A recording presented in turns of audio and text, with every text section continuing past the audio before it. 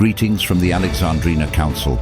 Let's meet the driving force behind the Alexandrina community. Chief Executive Officer, Andrew MacDonald. Mayor, Keith Parks. Deputy Mayor, Councillor, Michael Scott. West Ward, Councillor Bill Coomans. Councillor Michael Scott. North Ward, Councillor Craig Maidment. Councillor Sue Miller. Councillor Christy Thornton. South Ward, Councillor Margaret Gardner. Councillor Millie Livingston. And finally, Councillor Peter Oliver. Good afternoon. Welcome to our council meeting of the 20th of July 2026. An audio recording of this meeting will be made for minute-taking purposes and will last the length of the open meeting. The audio file will be available on the council website. You also see that we've got our friends here again from South Coast Television, and they make a video and recording of our meeting, and that becomes available online. Just note that a council meeting is a public place and there should be no expectation of privacy. Also that there is unlikely to be any legal protection or other privilege attached to any statements made in the meeting. If you could also place any mobile phones or smart devices onto silent so that they don't interrupt the meeting. We'd like to especially welcome the members of the galleries. Good to see a good attendance at our meetings. For those unfamiliar with the venue, the toilets are in the corridor straight ahead behind us. And so I hope you enjoy the meeting. I'd like to welcome our council members, and we have a leave of absence request from Councillor Oliver seeking leave of absence from attending the council meeting on the 17th of August. Is there somebody that would like to move that? Councillor Kermans. Second, Councillor Maidment. All in favour? Against? It's carried unanimously. There are no absentees. I'd like to welcome our Chief Executive Officer, Andrew MacDonald, our General Manager Community, Stacey Bateson, our General Manager Infrastructure, Alan Harvey, our General Manager Corporate, Tash Hunt, our Chief Financial Officer, Andrew Alderson, our Group Manager Regional Development, Matt Atkinson, and our Minute Secretary, Tanya Cregan, and some of our other staff over here as required. Now, if you're able, could you please stand for the acknowledgement of country and the local government prayer?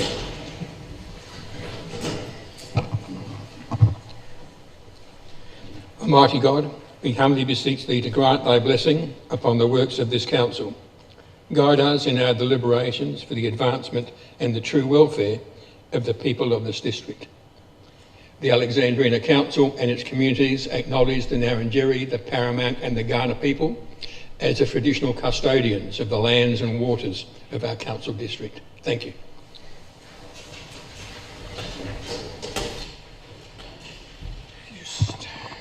Remember, if a member has a conflict of interest for the purposes of Chapter 5, Part 4, Division 1, Subdivision 4 of the Local Government Act of 1999, in a matter which will be before the council at this meeting, you're asked to disclose the interest to the council and provide full and accurate details of the relevant interest at the beginning of the meeting. And you're reminded you must also deal with the conflict of interest in accordance with the relevant provisions of Subdivision 4 at the time arises for consideration. We have Councillor Miller as advisors of a conflict with item 9.7. Is there any, do you want to speak to that about it? Thank you, Worship. I just want to acknowledge that in the past I've had a material conflict of interest, but that does no longer exist, but I will declare a general conflict of interest for that reason. Thank you. Yeah, and when it arises, you'll need to let us know how you're going to handle that. Is there any others? Councillor Scott. Yes, I will have a conflict of interest at 9.9 by virtue of the fact that I am one of the delegates to the Murray-Darling Association. And I'll leave the room. What type of conflict?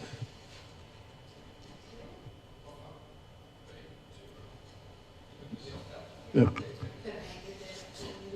Just clarifying that be a material conflict of interest, is that right, I believe so, yes. Councillor Livingston, same.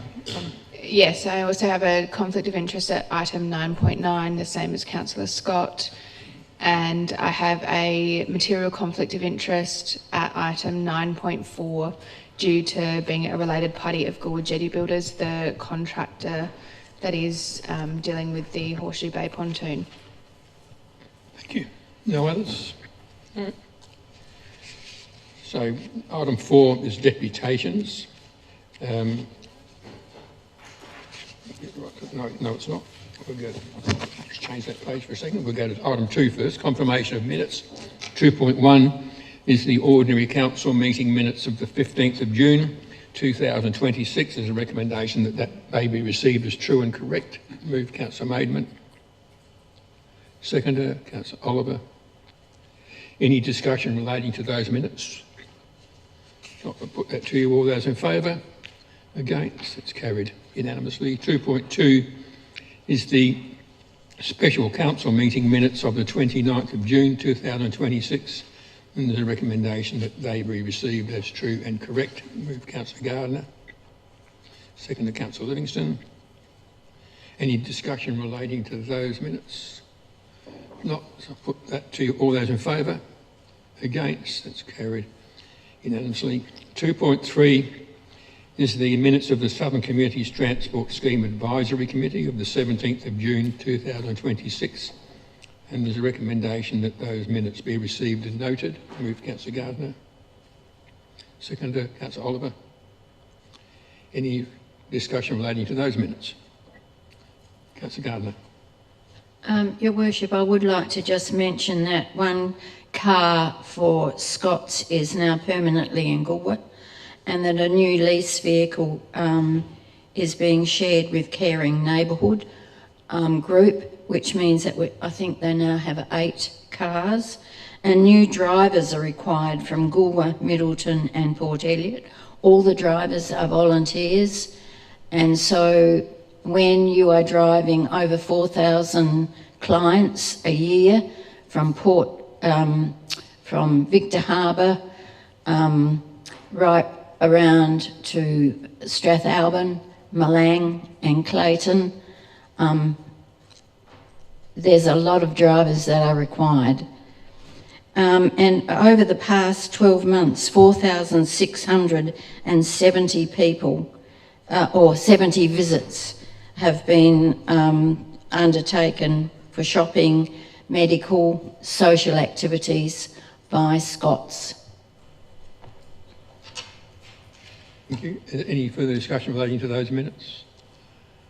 I'll put that to you. All those in favour? Against? That's carried unanimously.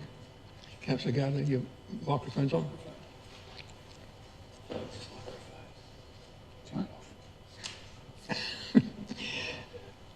2.4 is the minutes of the South Australian Wood and Boat Festival Committee of the 29th of June 2026, and there's a recommendation that they be received and noted. Move Councillor Livingston. Second, Councillor Oliver. Any discussion relating to those minutes? If not, I'll put that to you. All those in favour? Against? That's carried unanimously.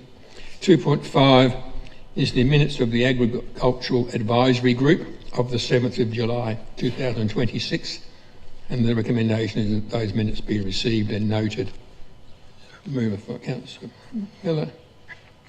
Seconder, Councillor Scott. Any discussion relating to those minutes? Not, I'll put that to you. All those in favour? Against? It's carried unanimously. Item 3 is adjourned debate. There is none. Item 4 is presentations and deputations. 4.1 is a deputation from Goolwa Tidy Towns-KESAB regarding the future planning for the Goolwa Main Street trees. We have Ms Anne Clark and Nigel Robinson who would like to speak to us about that. And do you require an extra 5 minutes? Yes, 10 minutes, thank you. Thank you. Yeah, so we have to get everybody, all in favour? Yep, that's fine. Thank you, Mayor Parks, councillors and staff. My name is Anne Clark and I'm the convener for Goolwa Tidy Towns and have been a resident of Goolwa for the past 20 years. Goolwa Tidy Towns was founded back in 1992 and we have Alan Jones here tonight, founded by Helen and Alan Jones. We have 25 to 30 volunteers. We meet every Thursday morning. We clean up the streets with rubbish, weeding, gardens and maintaining all the garden beds, mulching, planting, and we do coordinate with the gardeners of the council and we appreciate that very much. The major events that have been achieved with Tidy Town, Cadell Street, underground power lines were laid, planted trees, which are the existing trees, and they have a lifespan of 50 to 100 years, and they have now been planted probably for 25, 30 years. The Welcome to Goolwa signs at both ends of the Strath Road and Port Elliot Road. Garden beds were established, and also Tidy Towns have won multiple awards with the tidiest town in South Australia and also nationally with Australia. We take pride in our town, that's why we are part of Goolwa Tidy Towns. What we want from councillors is to save our trees. Don't cut them down, please. Control the corellas before it's too late. Don't waste our rates. Please cast your vote for option 2 as per our petition, which we did. We would need a constructive discussion, fact-based resolution. Thank you for your time. I'll hand it over now to Nigel Robinson. Thank you. Thanks, Anne. Thank you, councillors and Mayor. We've given you all a copy of our petition because there are a lot of facts, and we've also given you an extract from the Mount Barker Council and the Kangaroo Island Council, which are relevant to the culling of corellas. And what I'd like to do now is just take you through quickly the facts.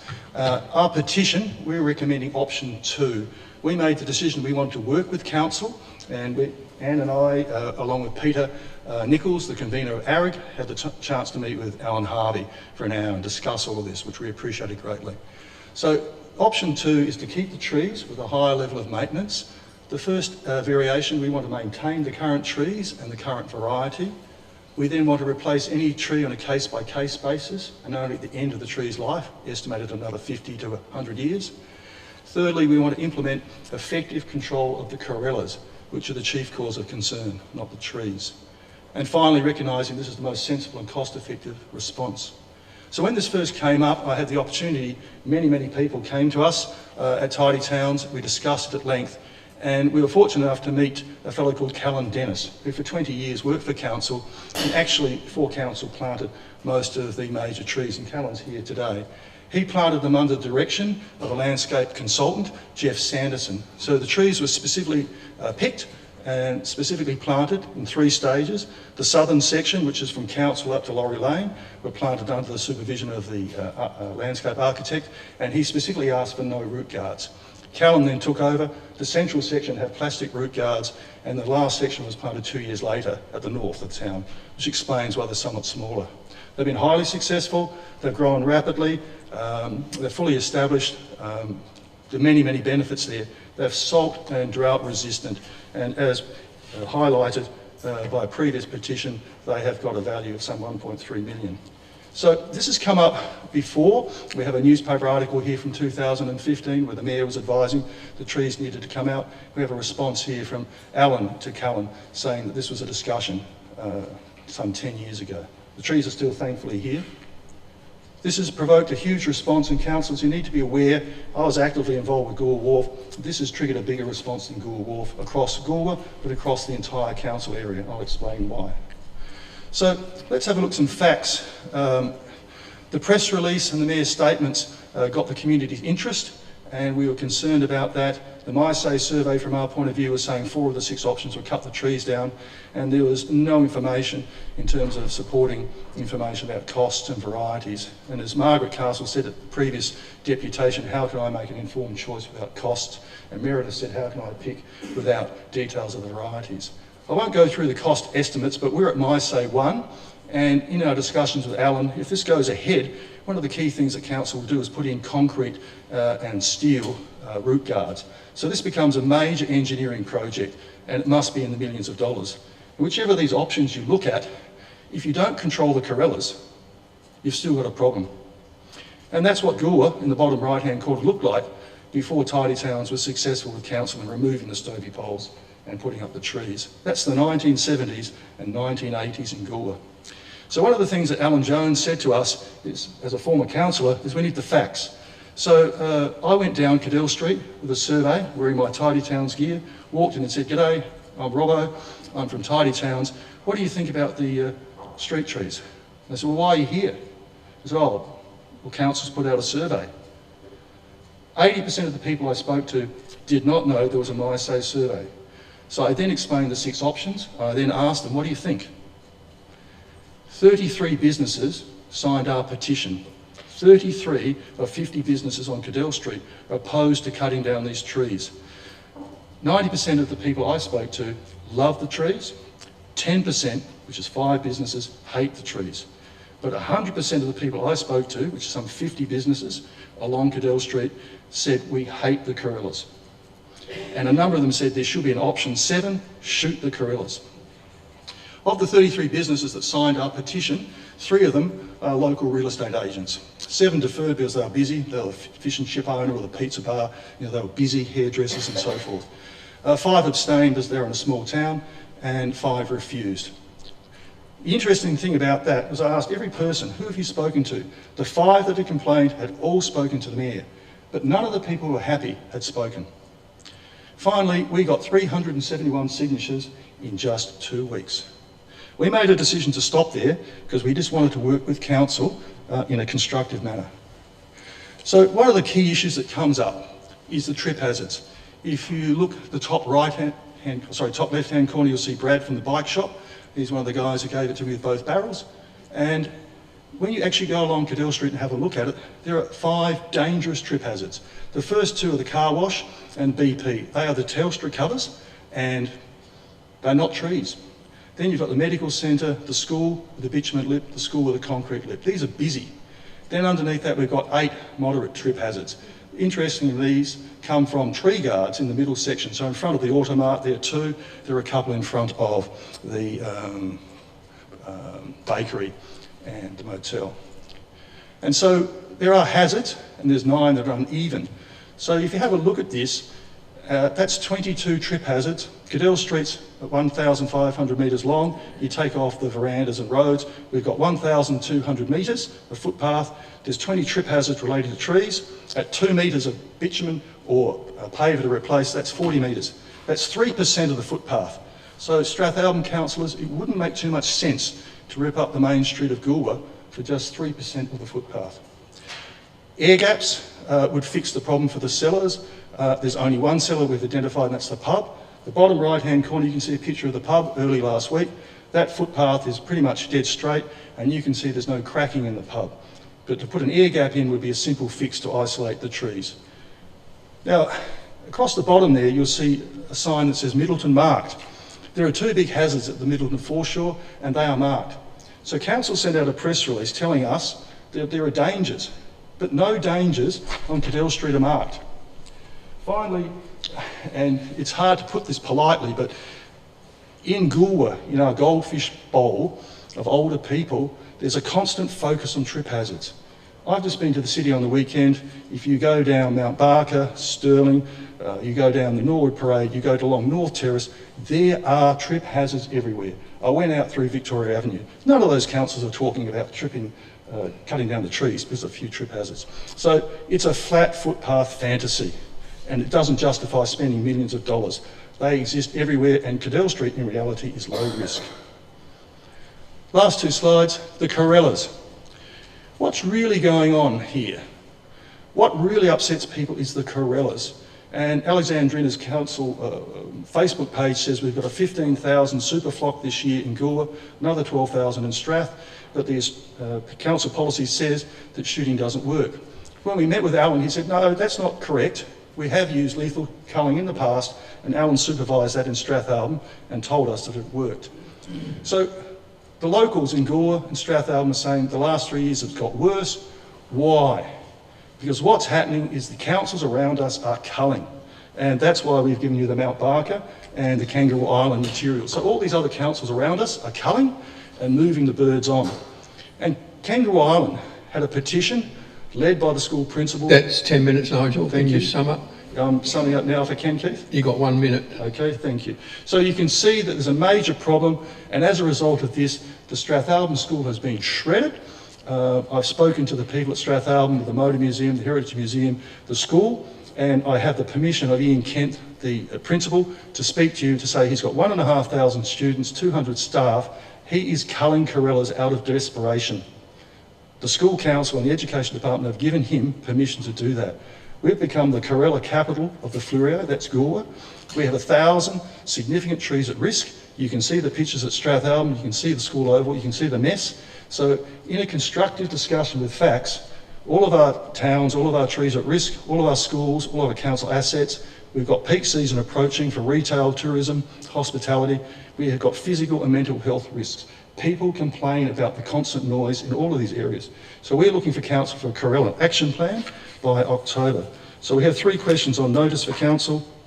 Number 1, for ratepayer confidence, will council detail the facts and financial implications supporting this matter for public scrutiny? Question 2, for ratepayer and public safety, will council take immediate action and mark the dangerous trip hazards on Cadell Street? And finally, for ratepayer and public safety, and in particular for our school communities, will council follow the lead of other councils and take immediate action to reinstate lethal culling of little corellas as part of a corella action plan by October 2026? Thank you, Keith. Alan, Thank you, councillors. you take those on notice, those questions? Are there any questions from the members? Councillor Oliver. Thank you, Mayor, and thank you for your deputation. These trip hazards, if then not many of them are caused by the trees, what would you do to fix them now? And secondly, corella culling, are you concerned about community pushback in regard to this? So the first question, yes, there are trip hazards and they need to be identified, and simply 2 members of council staff could go along and spray paint as they've done at Middleton, and we'd all be better off for that immediately to see those trip hazards, because that's the biggest worry for the older members of our community. And in terms of repairs, as the guy at the bike shop was pointing to the pavers just need to be lifted, they need to be ground off and the pavers put back. And I'm sure that in a 5-day work cycle, the majority of trip hazards on Cadell Street could be fixed. And that's very, very low cost. The second question is about the corellas. There's no doubt that we're environmentalists. We want to save the trees and also want to save the birds. But the problem here is we've got a super flock of 15,000 here and 12,000 in Strathalbyn. And if we don't take action and don't follow the lead of other councils, then we're going to have risks for our school kids, for all members of the community. And this is what really upsets the pub. This is what really upsets the local cafe, when their customers come in and they've got bird droppings on them. That's what really upsets people, plus the noise. So, yes, there's a pushback, but there's a clear precedent with the Mount Barker Council, Kangaroo Island Council, other councils in desperation have done this. So it's a very straightforward activity for our council to reinstate lethal culling. Any further questions, comments? No, so thanks very much. Thank you. 4.2 is a deputation from Sam Borrett regarding a proposed closure of West Creek Road at Langhorne Creek.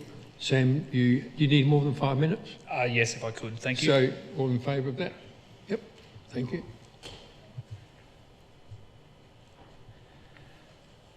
Good evening, everyone. I'd like to thank Mayor Parks, the Council and its representatives for giving me the opportunity to address you all this evening.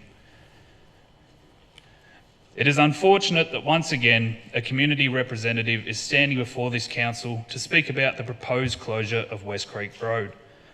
I say unfortunate because this process has left many in the community questioning whether their views and the professional advice provided by council staff have ever truly been given meaningful consideration. Community trust depends on people believing that consultation is genuine that their views will be heard, the evidence will be considered, and decisions will be based on the merits of the proposal rather than predetermined outcomes. After receiving unanimous opposition during the first consultation and continued opposition during the second, this proposal should never have progressed to a third. Yet, here we are.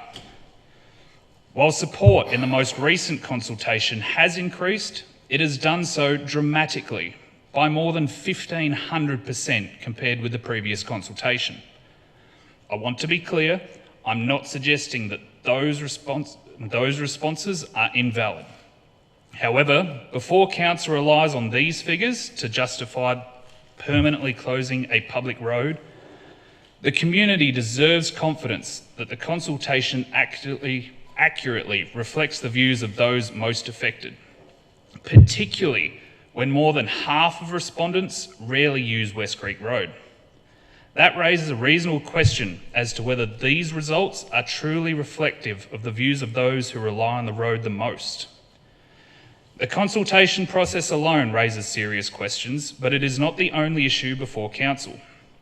I believe this proposal should ultimately be judged on one fundamental question. Is closing West Creek Road actually in the best interests of the community? During a deputation supporting the closure, it was suggested that a crash at a nearby intersection justified closing the road. However, are councillors aware that there is not a single give way or stop sign at either end of West Creek Road? If intersection and road safety is truly the concern, then surely the first question should be whether appropriate traffic controls could be installed. Installing signage is a straightforward and proportionate response. Closing a public road is one of the most extreme measures available. It should never become the first solution when more practical options remain unexplored. Another question raised during that deputation was who actually uses West Creek Road? The answer is simple. These people. Around 14 local residents gathered to publicly oppose this proposal for an article published by the Southern Argus. They were farmers, workers, local residents whose daily lives depend on West Creek Road.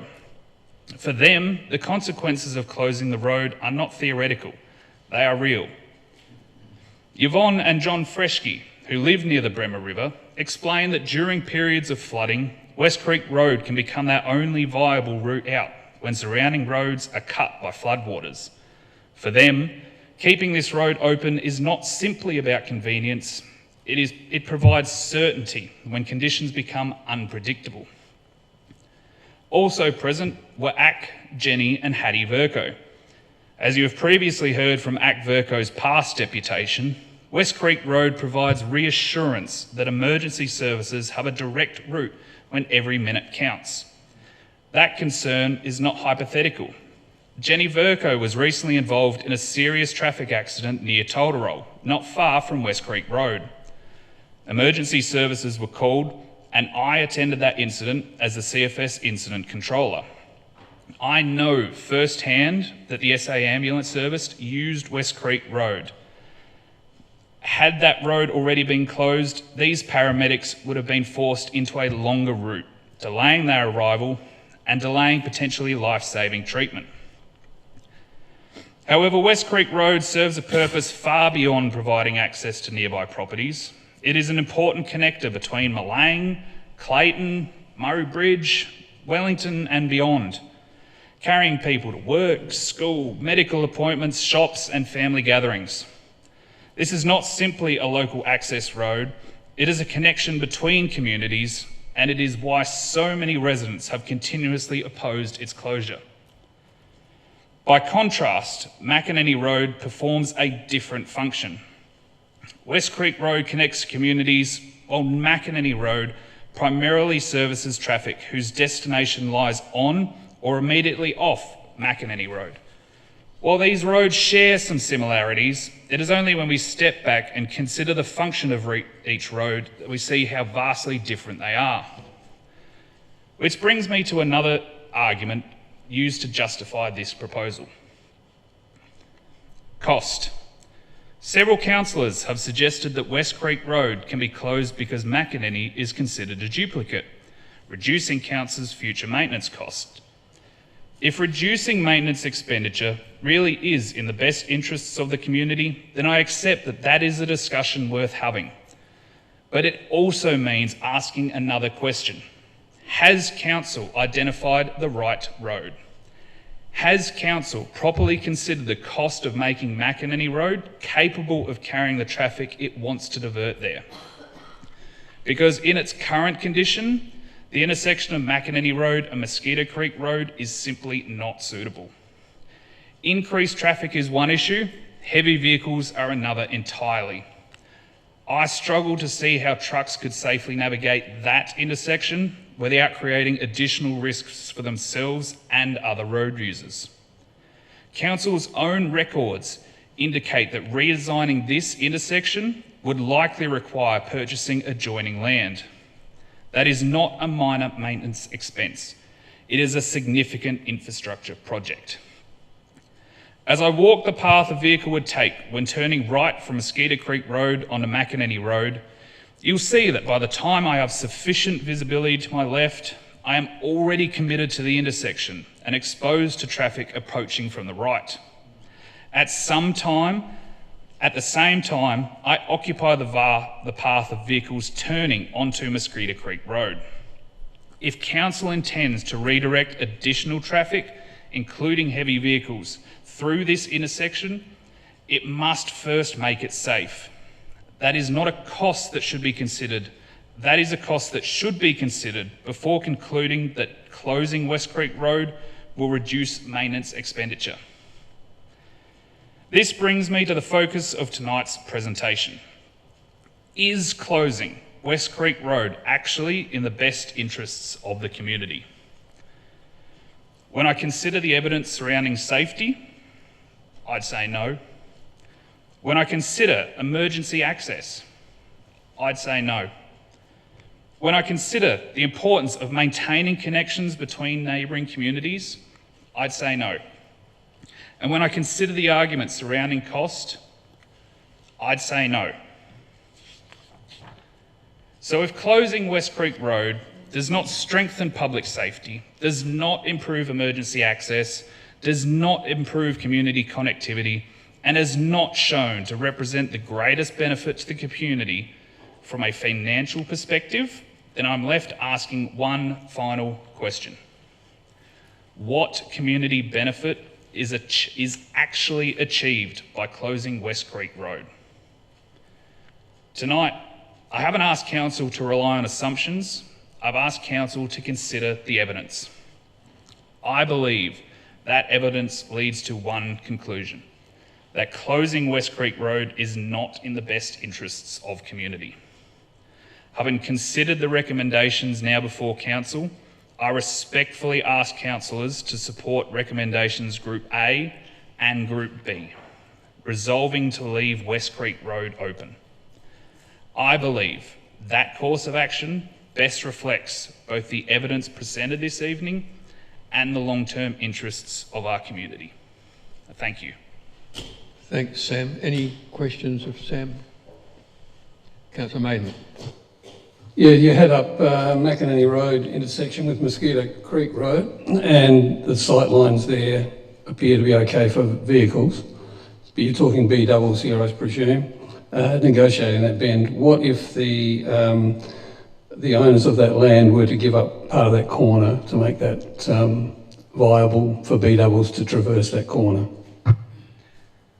If the owners are more than happy to give up a parcel of land to make that corner easier for vehicles, then yes, I would have no opposition to that. My concern would then be that it's still going to require council funding to lay down gravel, do up the intersection. We've seen that at its current sharpness, that if a truck was turning that intersection, it would be quite dangerous for any cars coming the other way, with reduced visibility and probably the need to go across the other side of the road. So like, let's say if I was turning left, I would very much need to be on the right-hand side to make that left-hand turn. For me, the T intersection of West Creek Road already provides enough clearance for heavy vehicles that I don't think forcing them to go down McEnany Road through the closure of West Creek Road would be beneficial, or it would be an increased safety risk, in my opinion. Another one? Yep. Yeah, I've driven those roads and turning those corners, and the roads are not that wide that you can have two vehicles passing anyway, so you have to go to the other side of the road regardless of whether you're in a four-wheel drive or but I like your idea of different treatments for the intersections, particularly that particular intersection. I'm just curious as to why people wouldn't want to get off the dirt and go straight to the bitumen to get to Langhorne Creek or to Murray Bridge. What's the need to just do that little shortcut, particularly when it's wet and yeah. I know this wasn't pre-planned, but thank you, Councillor, for that question. I actually had a slide prepared for this. Down in the bottom left where it says Lake Plains, that is usually a road that anyone from Milang or Clayton would be coming up on. If they continued on straight to Langhorne Creek, yes, there would be no need to go via West Creek, which would be through that little bit near where it says Tolderol. However, for people going to Murray Bridge or Wellington or even out east, it is quite a nice, it saves time rather than going all the way up towards Langhorne Creek. A significant portion of that road is bitumised, so the Tolderol Road down the bottom of that slide is bitumen, is quite a fair way, so while a portion of it is gravel, there is quite a significant portion of it that is bitumen. And then as you can see, rather than going up a little bit to the top of the triangle and then back down McEnany, the little cut through of West Creek Road there in the sort of centre right is what people would use rather than going up to McEnany. Any further questions for Sam? Councillor Scott. Just in relation, that map's good, but looking at it, and I went down and had a good look at it yesterday afternoon late.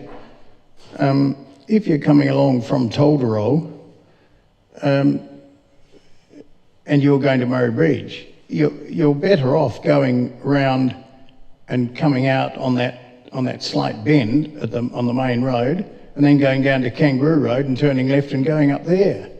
If you go through West Creek and Boundary, you then go back to Kangaroo Road, or you go down to Brinkley.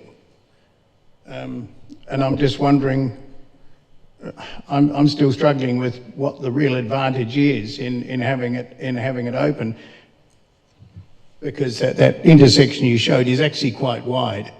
If you pull out into the middle and come square onto McEnany Road, you're quite capable in a car to turn right and go back towards West Creek Road and Boundary Road.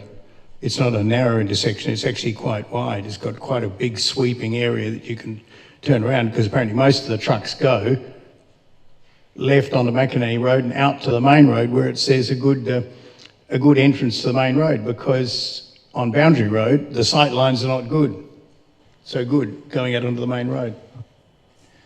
So to answer your first question, as someone who lives in the area, I wouldn't use Kangaroo Road if I was going to Murray Bridge. It's not a direct route compared to going along Wellington and then up Brinkley Road. The other thing as well is that it has the 60 zone going through Monado, and then also the 80 zone going through the conservation area there, so it would be a slower trip. So in my personal opinion, if I was going to Murray Bridge, I wouldn't consider Kangaroo Road. I would go Wellington Road and then up Brinkley, which would be on that eastern side of Boundary Road South. If that answers that question. Thanks very much, Sam. We're out of time now. No, that's right. Thanks for your presentation. Well done. Good presentation. Thank you.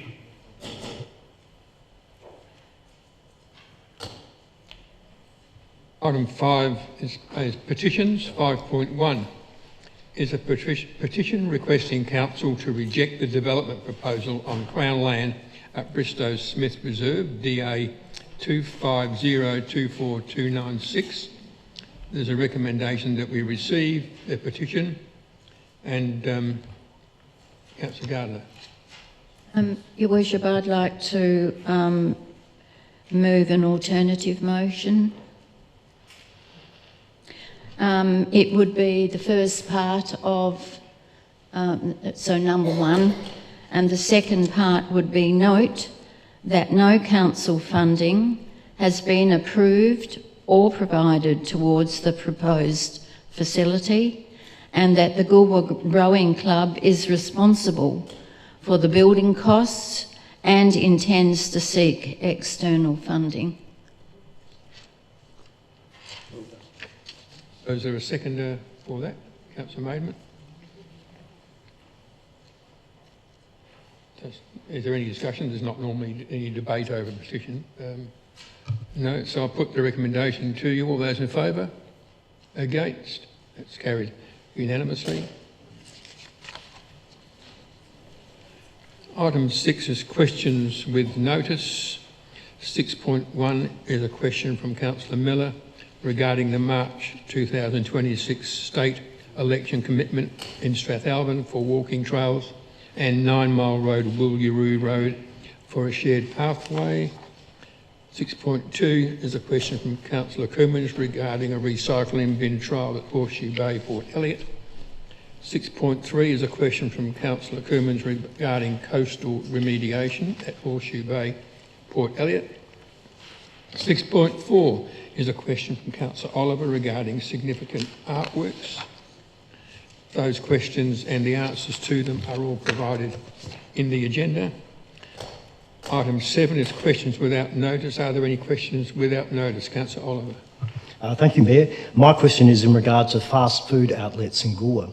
What rules or restrictions are in place in regard to chain-based fast food outlets in Goolwa, and what is the application and consultation process in order to establish any? Could you please confirm whether there are any relevant applications at the moment, and what would be the impact on the community, including other food and hospitality businesses, if McDonald's opened in Goolwa? Thank you, through the Chair. Fast food outlets would be assessed in line with any other form of shop or restaurant. There's no specific standalone land use for a fast food outlet under the Planning and Design Code. We haven't received any applications for a McDonald's in Goolwa to date. We've heard some rumours, but certainly nothing formalised at this point. And the last question is a little bit difficult to answer in terms of what impact that would have. That does sit outside of a planning assessment in terms of competition, that type of thing. Thank you. Any further questions, Councillor Maidment? Happy to take this on notice. I've been informed that the power at the southern end of the Strathalbyn swimming pool is not working, and it's required for the robot pool cleaner. Has the YMCA advised our assets team, because they've told others that it will be rectified before the swimming season commences? And if they have told us that this is the case, when would work likely commence, and could that be facilitated before the swimming season commences?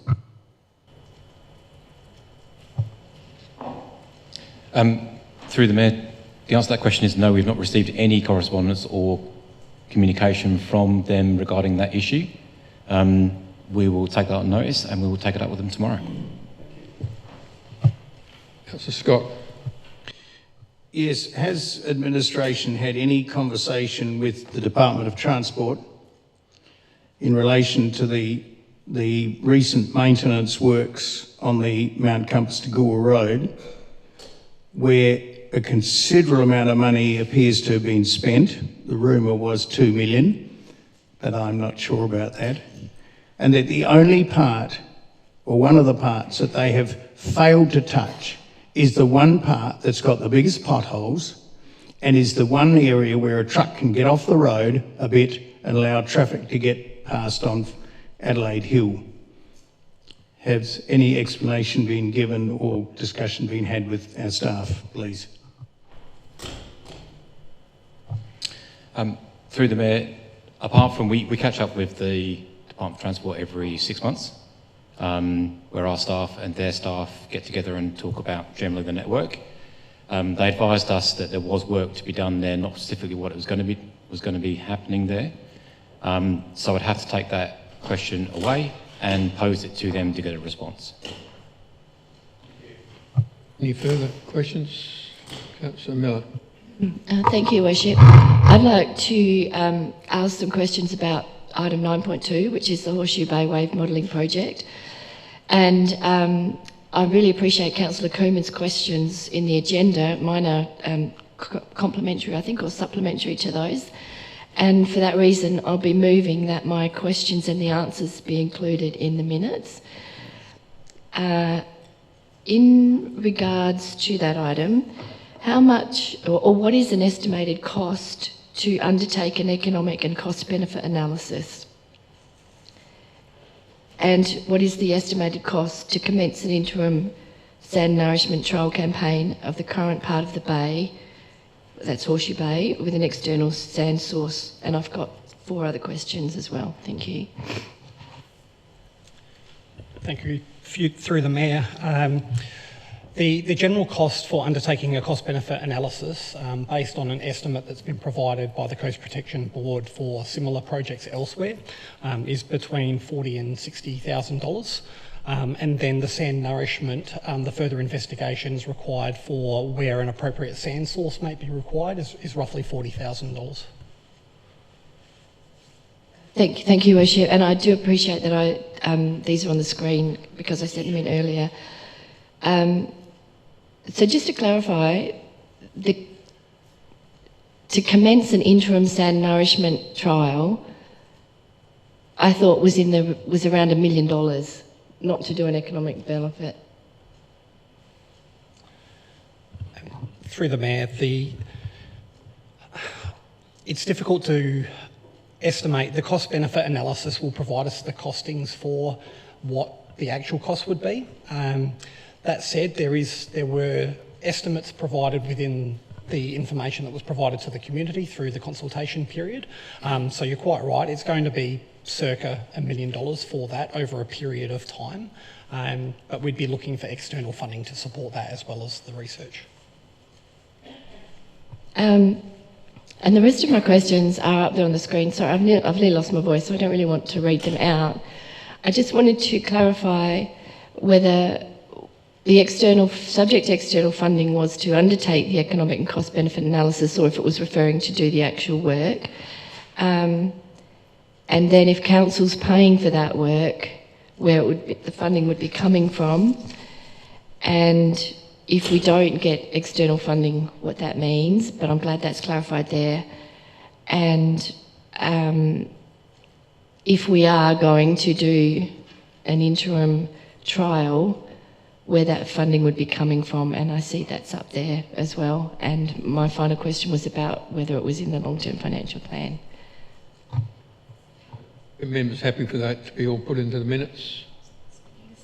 We need a mover and a seconder to do that. We've got mover, Councillor Miller, seconder, Councillor Livingston. All in favour of that?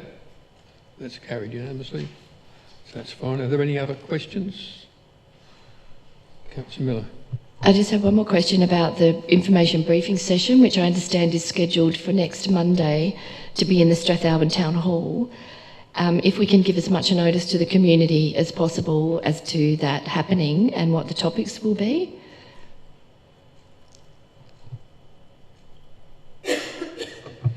Through the Mayor, we can get our communications team onto that with some social media posts and let them know. And website. Can I ask what the topics are for next Monday night?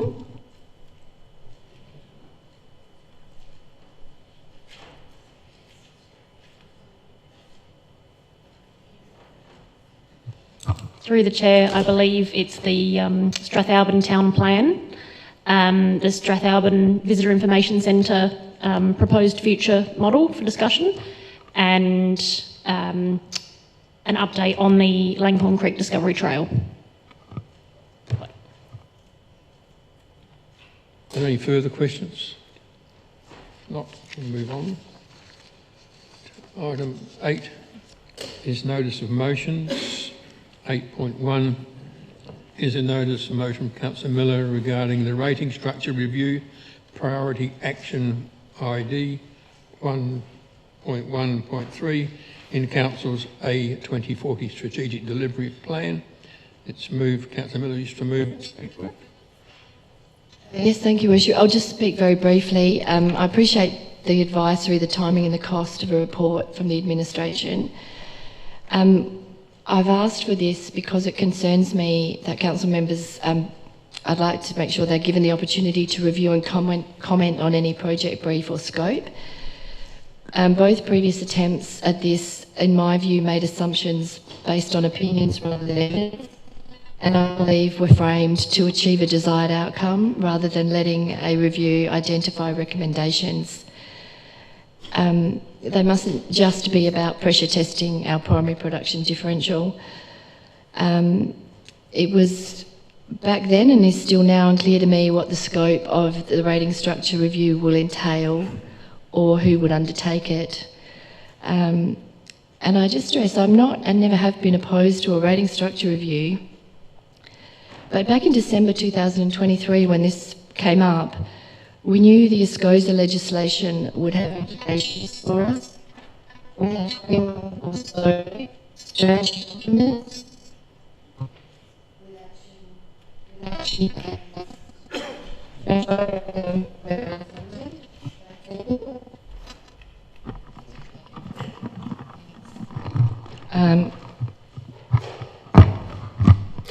the majority of the action plans of those 21 or so strategy documents were unfunded and many at cross purposes to each other. We had a very out-of-date published long-term financial plan. We had limited understanding publicly of our service level standards and budgets. We had pressure from developers and state government to achieve housing growth targets at a pace we couldn't then and probably now can't plan for. We had outdated enterprise resource management technology, deficit budgets, and had not revalued our assets for at least 7 years. We had a new CEO and then acting CEOs and a new executive team. We are in a much better position now to understand what our community needs and how much it costs going forward, and I'm really grateful to the administration for where we are now. So the success of a rating structure review with clearly articulated objectives hinges on evidence-based decision-making, stable and experienced executive leadership, which we now have, and a deep engagement with our community. We are much better placed to do that now and will be even more so next financial year. And I just, I look forward to the rating structure review occurring next financial year, but I just want to make sure we've planned for it and we revisit the UHY Haynes-Norton brief that was prepared back in 2021. That's a very good basis for this. And so I hope that this will be supported. Thank you. So do we have a seconder for that? No? Second? You're seconding it? Yes. Is there any discussion? Councillor Coomans. Oh dear. I guess when I, going back a few years, and really this rating review should have been in place well before today or well before next year. When I moved it in back in December 23, it was meant to be a comprehensive review of everything that we do in terms of rating. Unfortunately, there were some members that thought it was all about the primary production discount and nothing else. And I've spoken many times to farmers in our area and said, the idea, if you're a primary producer, if you put food on the table, if that's your primary purpose of being, then you've got my full support and probably full support of the community. And look, this review is so important. But it's not just about bringing back a report and we debating in this council what we're going to accept, what we're not going to accept, amendments, variations, everything. This is a journey. This is a journey from square one where all the elected members, where the administration, where groups in our community become involved, where we have information sessions, where we have workshops, and all of the information that's been put into this, including motions that I've moved and other motions that have surfaced in the council, let's consider all of those. Let's do some benchmarking in terms of what adjacent councils are doing, because they do things differently. But maybe they're right, maybe they're wrong. We need to have a look at all of that. So the motion that's being moved here should just be part of the input into those considerations, and including whatever anyone else has said. So really, I would ask members, let's not support this in its present form. I'd like to foreshadow a motion that this be deferred to the discussions that are about to take place in our journey to comprehensively review the rating system for Alexandrina Council. That's what I'd like to. I'm giving foreshadowed motion that's what I'd like to do. I don't want to support this, but I think it should play a part in our considerations when we do the work seriously. And it's going to be a journey, not a once-off. So is there any further discussion? A question? Yep. If council were going to if staff were going to provide us with a report on a rating review, would it be the same as Councillor Miller's motion, or would it be a different type of report? Is this motion asking for things that you would not normally put into a report? Because obviously in the past there would have been reports on having a rate review. So is this exactly the same? Are we just duplicating, is this motion duplicating what you would do normally? Or is this a special request, but you're going to get it done anyway by the 30th of June? But what is it? Is it a standard report that you give, or is this more specialised? Through the chair, the elements of this motion is pretty much what we would need to do, and that is to scope up the rating policy review and put that in front of council. They would then need to go out to market to potentially engage a consultant to assist, so you get that independency. So there's nothing in the motion that concerns me. It is pretty much what we would typically do. All right, thank you. So any further discussion? Councillor Oliver. Very briefly, a question of clarity. My understanding was we were already planning to do this as part of the delivery plan. So my thoughts on this is that this motion is moot.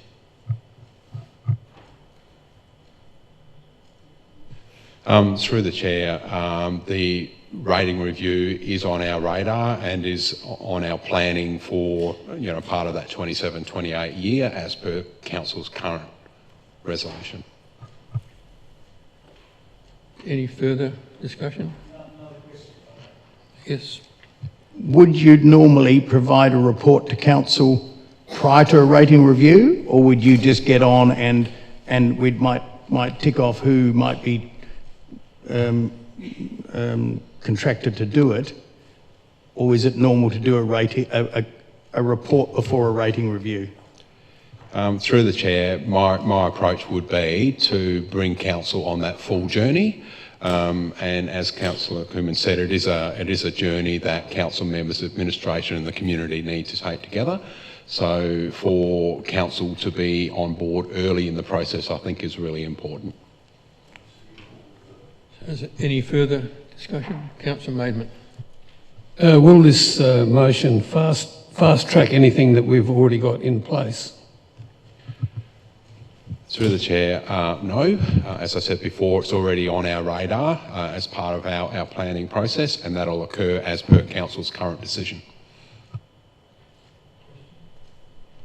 A question, yes. Sorry, I've already spoken to the motion, but my question is in relation to the time to do all this. We're looking at the 28-29 year to introduce it. I did put a notice of motion in requesting that we start now, because we now have an extra 5 months delay. So, and the answer to that was that's not necessary to bring it forward, that 12-month period. is sufficient. Would you confirm that? Again, the current resolution of council is that work, and correct me if I'm wrong, is to occur ahead of 27-28 business plan and budget process. Any further discussion? You have your right to reply. Thank you, Worship. This motion is about clarity for our community, and I appreciate Councillor Cooman's explaining that his request was more broader, but if you read what he was proposing back in 2023, and also a common theme from, again, back in 2019, Councillor Cooman's had a motion. He was explicitly targeting the primary production differential, referring to it as a discount and a rebate, which it's not, and implied that council's operating deficit woes could simply and bluntly be addressed by removing the primary production differential. It also made a reference to eligibility, and again said tonight, being related to primary producers' income. Well, council rates are a form of land tax. They're not based on income tax. That's a federal government tax. And whilst the second attempt in May 24 was broader, it implied that our current structure was provided inequity in ratepayer contributions to council services.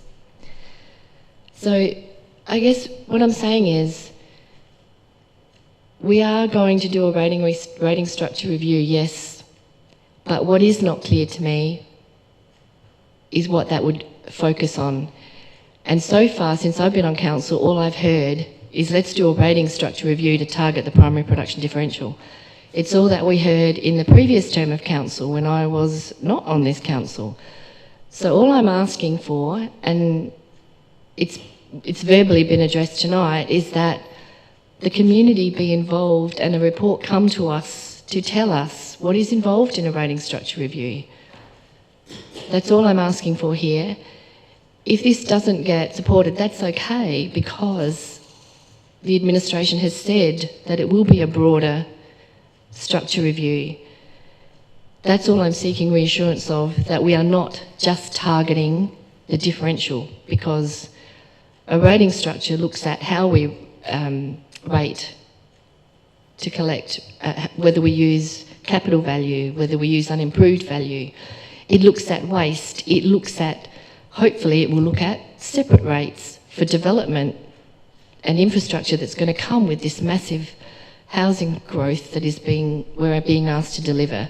So that's all I'm asking for, is that it is a broad rating structure review of everything, and is not explicitly aimed at the primary production differential, because that's all I've heard so far, and apart from tonight.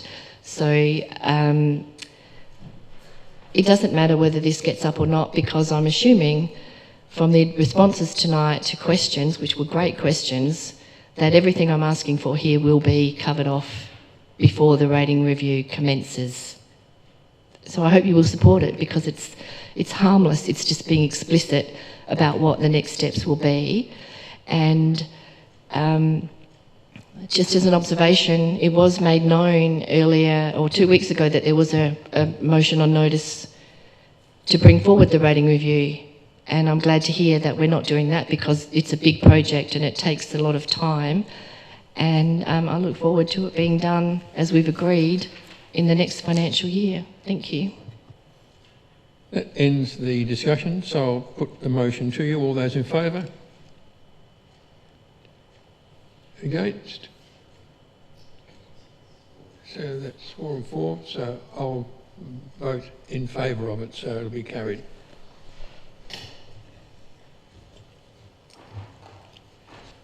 It's harmless. All it's doing is what we need to do. We're doing a rating review. It's not picking on anybody. It's doing it properly. Number 9 is administration reports. 9.1 is changes to the local government periodic election arrangements, and there's a recommendation there with 3 dot points. Is there a mover for that, Councillor Livingston? I should first ask Tash, is there anything? Nothing further. Sorry, yeah. Is the seconder? Councillor Oliver? A question? Could I ask for either an amendment or a variation to this, please, Mayor Parks? Because there's some information missing that I think would just finish this one off. At the moment, it says current council term has been extended by 5 months. Could we ask that we actually put that period of time in from November to April, and that we also add a C that says that the new council term has been extended by 7 months from April 27 to November 31. It just tells our community that we're extending their current term, but we're also extending the term of the next council. So in fact, we're looking at 5 years in total. And it just clarifies to our community what is actually happening. So I'm asking that for either an amendment or a variation if the move and second are prepared to accept that.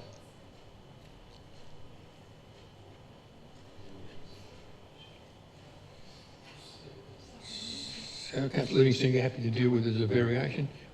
We'll have counted you of speaking to it, Councillor Kermans. Sorry? I'm counting you with having spoken to it. Oh, okay. Well, do you want the words that I was suggesting? Can I finish first, getting a agreement? I got the mover. So, Councillor Oliver, you happy? So, yes, we're happy to accept the variation. Yeah. Yep. So we'll get the words up first, and we can look at exactly what we're talking about.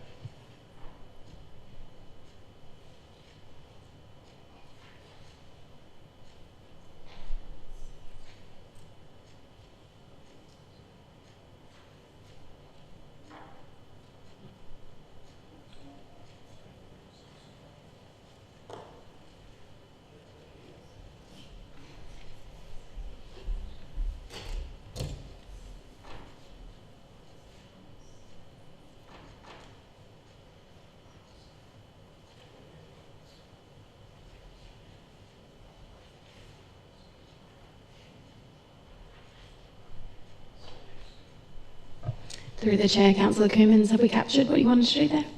And good to me.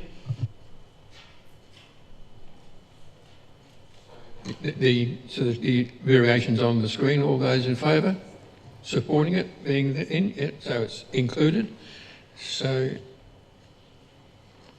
is there any further discussion? If not, I'll put the recommendation, all those in favour? Against, that's carried unanimously. 9.2 is the Horseshoe Bay Wave Modelling Project final report. Matt, is there anything to add to that report? No. So there's a recommendation group A and B. I'll do them separately. So recommendation group A, part 1, there's dot points 1 and 2. Is there a mover for that? Move, Councillor Kermans. Second, Councillor Oliver. Is there any discussion? I'll put that to you. All those in favour? Against? That's carried unanimously. We go to recommendation group B, which has got dot points 3 and 4 with A and B. Is there a mover for that? Move, Councillor Oliver. Councillor Miller, were you seconding it? Sorry, Councillor Scott, you seconding it? No, keep your hand down then, please. Second, Councillor Coomans? Yeah. Is there any discussion? Councillor Scott. I move a formal motion that this be deferred to another workshop to be considered with the rest of the coastline within the Alexandrina Council that will be affected at the same time as Horseshoe Bay. That's a formal motion. Is there a seconder for the formal motion? sorry, before we do it.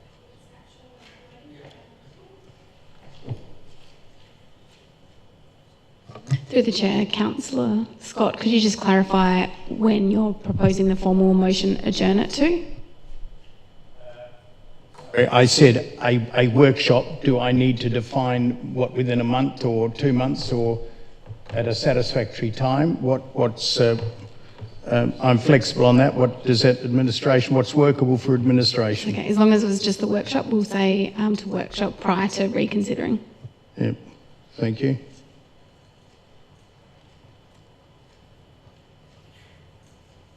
a workshop to be considered in conjunction with the remainder of the coastline of Alexandrina, because this motion that we have in front of us is dealing with one little part of the coastline, but the whole of the coastline is going to suffer, and I think we should be considering the whole lot.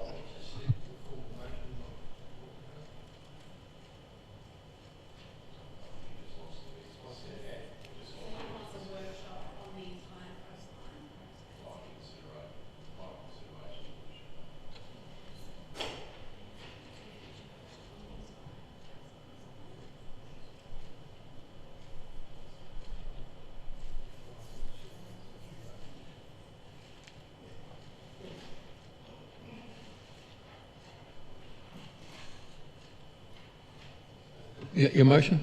Thank you. So it's a formal motion. Is there a seconder? Councillor Maidment. So it's a formal motion and the wording is on the screen. So I'll put that to you. All those in favour? 2, 3. It's carried.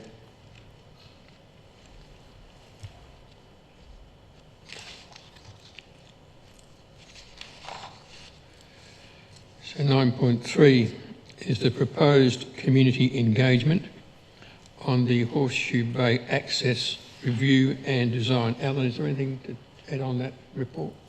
No. So we've got a recommendation, Group A and B. I'm happy to do them separately, or we can do them all at once, but is there a mover for something? Councillor Miller, are you moving? Thank you, Worship. I'm happy to move Group A, but I have a question about where this is in the annual the strategic delivery plan. I could only find 3.3.1, which talked about the Horseshoe Bay wave modelling exercise. So I just, and I wondered how much something like to do this would cost roughly. But I'm happy to receive the report with those questions, just those couple of questions. We have a seconder for that? Seconder, Councillor Livingston. Any discussion? Sorry? I'll put that to you. All those in favour? Against? That's carried unanimously. Recommendation Group B is one dot point. Is there a mover for that? Mover, Councillor Coomans, you're moving it? Councillor Livingston, seconding it? Is there any discussion? Councillor Miller. I'm happy to hear what the community thinks about this, but again, I just wondered if when we put this out, we could just give an indicative cost for it as part of the consultation, just an estimated cost, that's all. It's not a deal breaker, but I know if I were providing comments on the review and design concept, I'd just wonder how much it was. Any further discussion?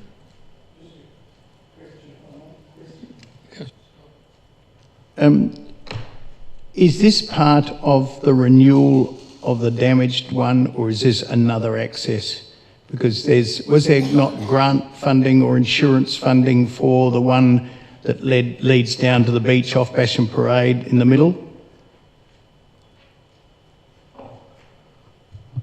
Through the chair, we have got funding through our Goolwa grants to actually reinstate that. So that money has already been received and it's noted in the plan. Thank you. Any further discussion? If not, I'll put the recommendation. All those in favour? All those in favour? Against? It's carried unanimously.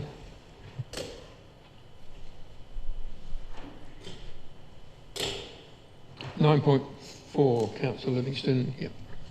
Yes, just as per the start of the meeting, I'm declaring a material conflict of interest due to being a related party of Goolwa Jetty Builders, and I will leave the room.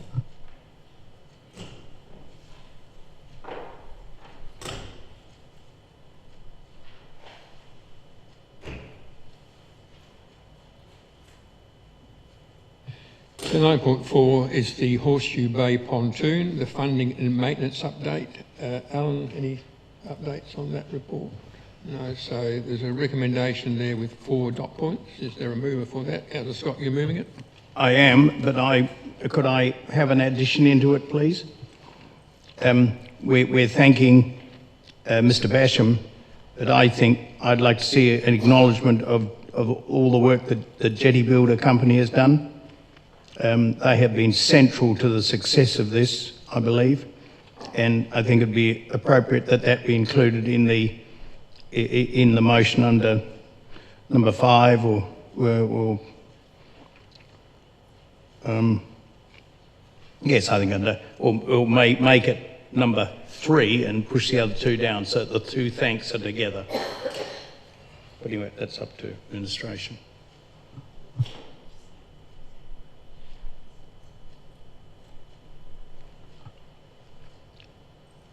And when that's in, if I may speak to it, please.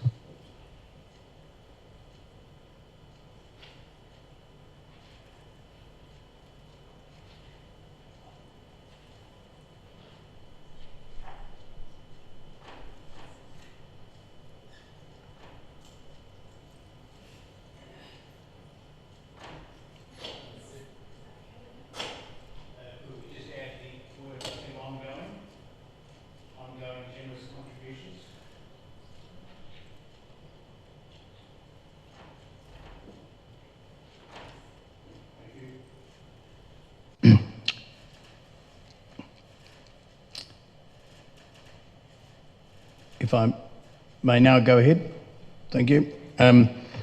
Just quickly, that when it first came up, the problem first arose, we thought we had a mountain to climb, but with donations that have been made and cooperation between staff and local business, as in jetty builders, that the whole steam has been taken out of that. And it's been there now for a year or 2 very successfully. And from what I can understand, that this can still go ahead. There's with the amount of money that's been suggested and with the ongoing assistance of jetty builders, I believe, from what I'm told, it will not be too much of a problem in the future. So to have a seconder, Councillor Oliver.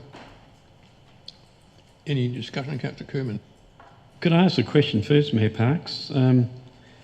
This terminates in April next year, so we still need to cover a summer period.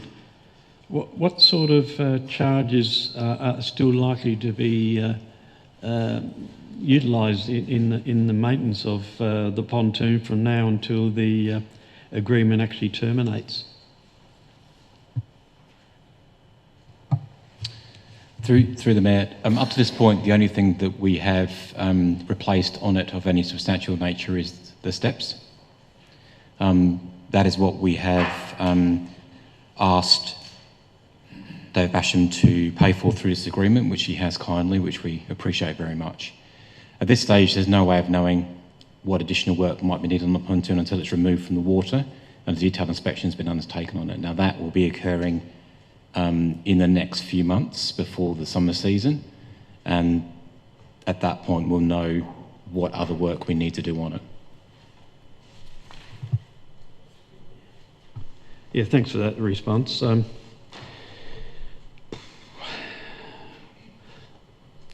guess I'm a bit annoyed at all of this because, look, the Basham family have got an extensive history in this area. You know, there's so much of that area that has acknowledged their contributions, and we've got, you know, Basham's Beach Road, the beach car park, the Basham's Beach in Middleton, the Basham's Parade. So the family is well and truly entrenched in the Middleton Port Elliot area. And I guess we were all quite grateful when the Member of Parliament offered some money to keep this going. What has now happened is he's withdrawn that. He's not going to do it anymore. And I guess to me that means that politics was in play in some of this. The sad thing is that there was a wealthy person who lived in Port Elliot who was prepared to pay for this long term. There was no strings attached, no nothing, and his offer was not taken up in favour of this one. So now it's going to be council who are going to have to be paying for this, when in fact it could have gone on for many, many years with the donations from someone who lived there, quite a wealthy one, probably as wealthy as the Bashams. And I think this should not have been allowed to have happened in the first place, because, as I said before, I'd always thought that it sort of vindicates my thinking that it was really a political matter, that this was supported, not really supporting the community. And I guess I've got to say I've never been a member of any political party, never intend to be, but I think politics played a big part in this, and I find that a bit sad. I'm just glad it's going for at least another year, and there are some costs involved, and that will be paid for. But dear oh dear. Any further discussion? Councillor Miller. Thank you, Worship. I thank Councillor Scott for putting in the acknowledgement there, and I also thank the David Basham for what he has offered so far. Just briefly, I'm really pleased to see that there is, I don't think it's unreasonable for council to have $5,000 contribution towards this, which I understand is what, as an operating budget, we're going to provide. And I'm really pleased and comforted to see that there's now a definition of what reasonable maintenance will be, so that there isn't any implied expectation that council will undertake or fund major structural repairs, significant upgrades or full replacement works without a separate council consideration and approval. And I really appreciate this report coming and how it's been framed. So thank you. Any further discussion? No, I don't think. I think David Basham did, in my opinion, David Basham did the right thing. He put money up in the front. The likelihood of major repairs to this pontoon, like happened last time, is unlikely. Alvin Edwards and the guys at Goolwa Jetty Builders considerably reinforced the components underneath it, which it's secured to the bottom with. And the last time it came out of the water, they just replaced some of the shackles, but the method it now is attached is different, and the discussion I've had with them is that they believe it's much more reliable and less likely to have problems, and they just pull it out and clean it and do a great job.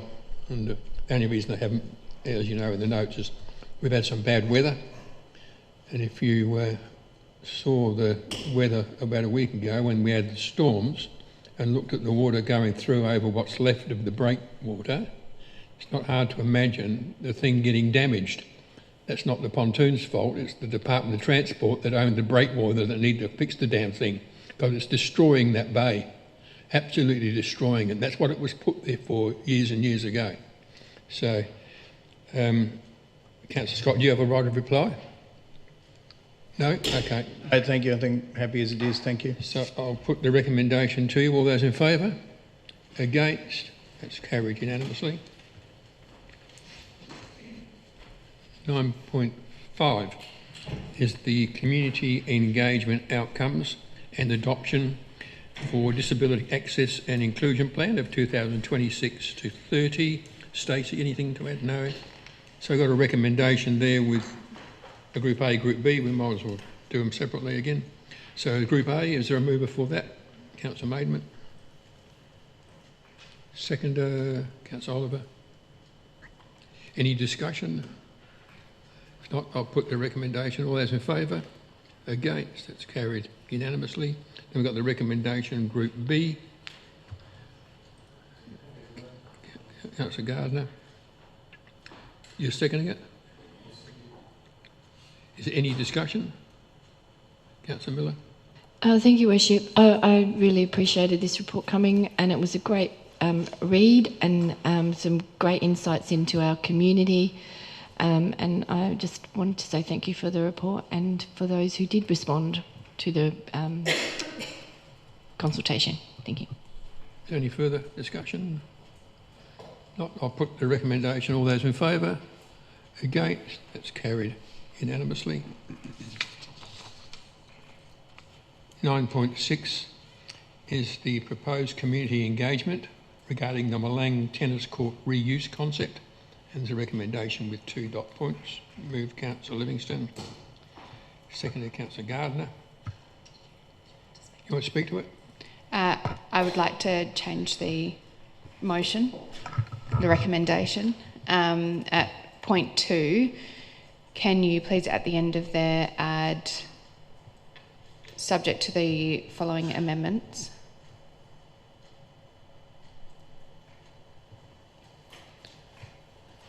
And it was 2 things that I raised in the briefing that I didn't see, and please correct me if I'm wrong, whether they're in here or not, but that the project be referred to what it is in the budget, which is the Milang Soldiers Memorial Garden Courts renewal design, with the project number of 200411.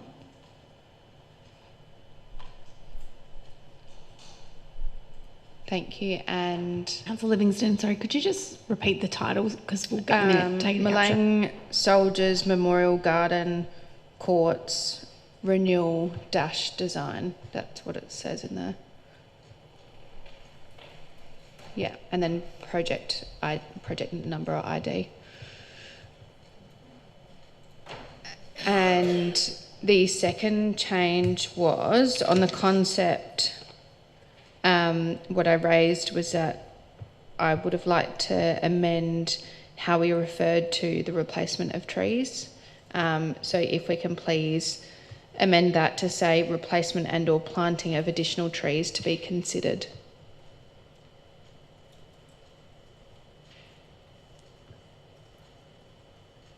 Sorry, replacement and/or planting, not replanting. Thank you. And the reasons why for this amendment, and I completely agree with going out to a public consultation on the concept. It's a great project for the community. The 2 main things around the naming was so that our community can identify in with where we have it addressed in the budget, which we consulted on, and also regarding the trees, that it's not just a removal of underperforming trees and replacement, but it's something that's to be considered. Gardner, you still happy to second that? Yep. Is there any discussion? Councillor Miller. Thank you, Worship. Just very briefly, I'm pleased to see the clarification there. I also want to thank administration for being explicit in the references in the report to the strategic delivery plan and the annual community plan. I think that's really important if we're going to maintain our focus on sticking or trying very hard to stick to our adopted annual community plan and give that confidence to our community. Thank you. Any further discussion? If not, I'll put the recommendation to you. All those in favour? Against? It's carried unanimously. 9.7 is the community engagement outcomes regarding the proposed road closure of West Creek Road. Alan, anything to add to that report? Just can you go to council? Oh, sorry, you've got it, yeah. Yep. Thank you, Worship. I am declaring that in the past I have declared a material conflict of interest due to a related party undertaking work for West Creek Partners. That related party has not engaged in any contractual work since prior to the last financial year, and for that reason the material conflict of interest no longer exists. And I do wish to acknowledge that I have turned my mind to this former conflict of interest by making this general declaration, and I do not believe a reasonable and fair-minded person would consider my personal interests have outweighed my public duty to participate in this item. Thank you. So we've got So it's the community engagement outcomes on the proposed road closure of West Creek Road, or a portion of it. There's Group A, B and C of the recommendations. We'll do them individually. So Group A with 2 dot points is the remover for that. Move Councillor Livingston. Second, Councillor Maidman. Any discussion relating to that? Councillor Maidman. I just want to bring some context into this community engagement. On 18th of September 23, we had a deputation by Grant McInerney to investigate the road closure, whereby they offered to buy the road. And we had community consultation 1st of November to 9th December 2023, and we had 6 respondents, and they were all in favour of the road remaining open. So that was a purchase opportunity missed by the McInerney group. The second community consultation on the 10th, on October 25, it was unanimously agreed by this chamber to progress the option to close the road to vehicular traffic and revegetate with no sale. That was unanimously agreed on, and that's why we went out to the third round of community consultation, and we've now got 90, out of the 99, I think it was, respondents, we've got well over 66% agreeing to keep the road closed. So I just wanted to bring that into context at this point in time. Any further discussion? Not, I'll put the recommendation Group A to you. All those in favour? Against? It's carried unanimously. Let's go to recommendation Group B with 2 dot points in it. Is there a mover for that? Is there a mover? Councillors would, but if not, I will. And in doing so, I wish to speak to it. It's a bit involved, but because of the financial implications with this, I decided to drive down and have a close look. It's a bit off the beaten track for someone like myself. I would not normally go that way. There are a couple of things I think to bear in mind. First of all, sitting behind the whole thing is a $60,000 to $70,000 resheeting bill that will occur if we leave it open. The second thing to bear in mind is that, as I understand it, it's a very low-use road. I think that, and it's very similar, this whole thing is very similar to what we did a couple of months ago up near Lovell Road in Middleton, a triangular piece where we cut off one side of the triangle and made people go down and then go up. I know it's about a quarter of the size, but it's exactly the same principle. So we're not maintaining 2 roads that are diverging but running adjacent to each other. When I looked at it and saw what was happening, I would say it's what the industry would call a rat run. People will come up, the few that use it would come up from Mosquito Creek Road, turn right and shoot along West Creek Road and down to McInerney Road, and then down to Boundary Road and out onto the road. I take a note what our speaker, Mr. Borrett, said earlier in the evening, that it would be possibly logical for people to go down and then go up the Brinkley Road rather than go up Kangaroo Road. I understand that most of the freight goes Mosquito Creek Road, veers left onto McInerney Road and goes up to the main road.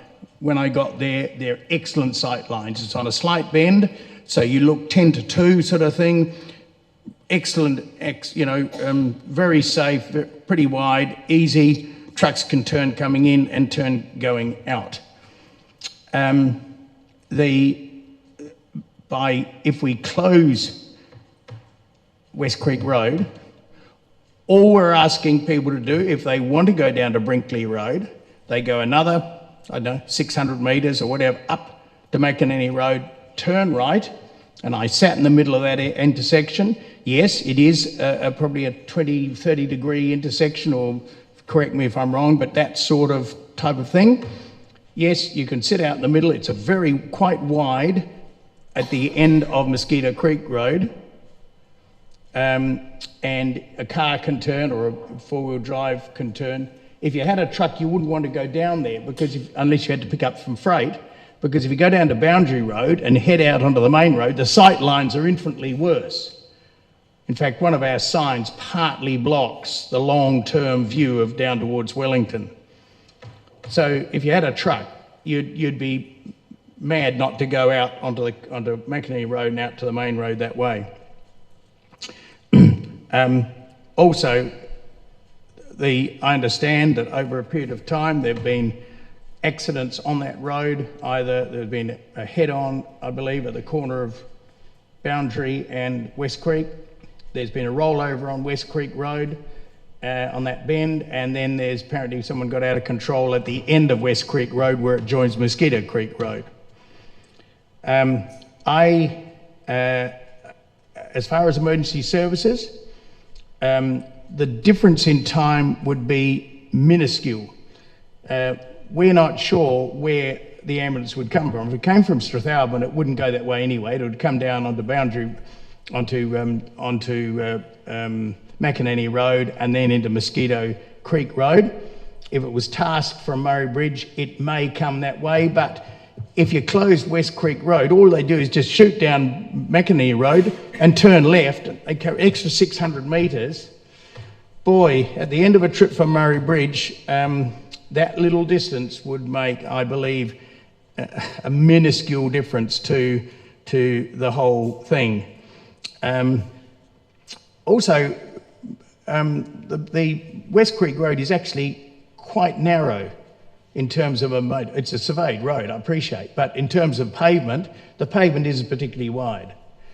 And I'm afraid, with all due respects to Mr. Borrett and all that he said, just because we don't always agree with people that give deputations, it doesn't mean to say we don't listen. That's your 5 minutes, Councillor Scott. Right, and so therefore I cannot justify keeping it open, and I'm suggesting that we close West Creek Road and save $60,000 now. Next time it's done, it'll be $100,000. It's got to be graded once or twice a year as well, so it's just a sinking fund.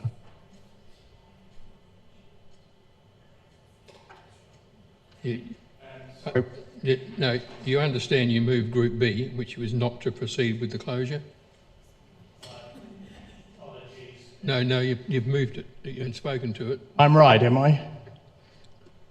Not to proceed. I'm sorry.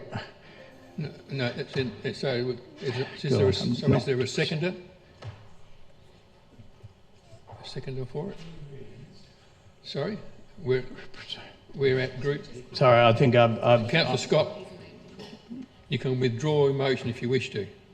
Yeah, I've inadvertently moved the wrong motion. Let's not talk any more about it. Let's either withdraw it or not. So I need to... I'm recognising what I've done, and I withdraw that. Thank you. Sorry, my apologies. So let's start again with recommendation Group B. Is there a mover for that? No, so that will lapse through want of a mover. Councillor Miller. Sorry, I thought Councillor Scott may wish to move that to proceed with the proposed closure, because I was going to clarify what he was, because the way what he spoke to was that he was proposing. But he didn't do that, sorry. So can he do that now? No. Well, I will. He's already, sorry, just a second.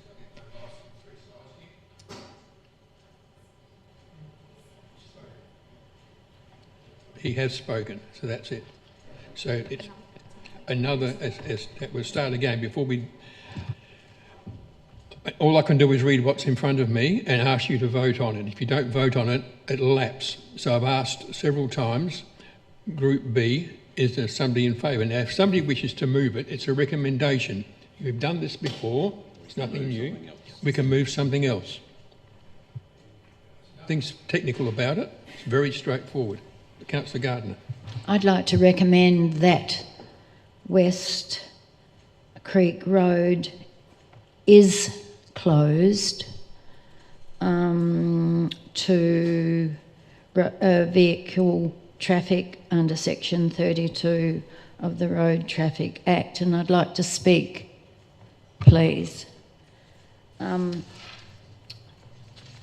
I was pretty surprised when I read this report that a recommendation B was not to proceed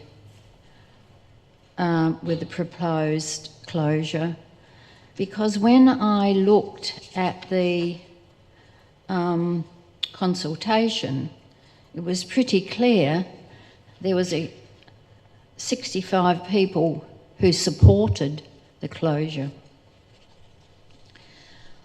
One of the things that really concerned me was that from my own experience in my own community, as a result of an earlier consultation, it leaves respondents feeling frustrated and wondering why the heck they bothered to spend time and energy participating in a consultation. And as a result, they often become cynical and sceptical about council's honesty and integrity. Look, the earlier consultations certainly we weren't overwhelmed with people participating. With this consultation, we have had a total of 100 responses. People over time change, and they change their opinions over issues, and often their views become clearer about the subject matter, both for and against a particular issue. So just because the previous consultation received a different result doesn't mean that this consultation and the results, a hefty yes to the closure, should be ignored. Quite frankly, I think if we ignore it, then we'll have an even worse opinion from our community. So I am really encouraging you all, despite the fact that I understand there are people who don't want the road closed, there was a hefty result of yes, and I think we should go ahead with yes. So please vote. You want to clarify something, Alan? Thanks. Thank you through the Mayor, and thank you for that opportunity. I just want to say that, and I think it's important that this is reflected in the conversation tonight, is that we as an administration didn't bring this forward. It was brought forward under the suggestion of another party who at that time said that they wanted to purchase that land, and that's what instigated this discussion. At no point has the administration brought this forward as its own suggestion, and had that approach not been taken, we would not be bringing this forward to you as an option or a road closure. The community consultations that have occurred so far, yes, there have been 2 of those because we've had to move through different types of closure, from roads opening and closing through to road traffic. So I just want to make it clear that the administration has not brought this closure forward. It came from originally an approach by a third party. So there's the recommendation. Is there a seconder? Councillor Oliver. Is there any discussion? Councillor Thornton. Just a question then. Administration would not recommend closing it, even with the potential savings, etc.?